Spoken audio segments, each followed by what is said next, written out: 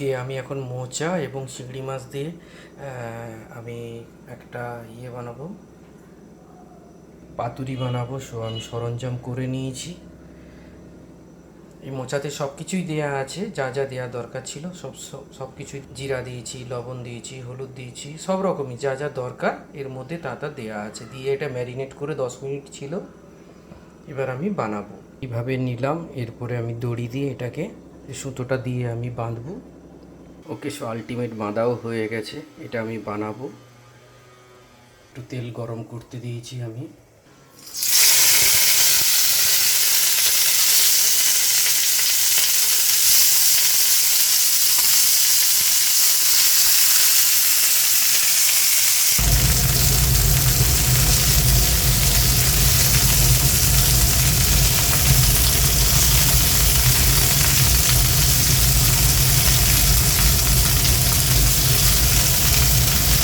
এটা পুরো ঢাকা দিয়ে পুরো 20 মিনিট থাকবে, ব্যাস।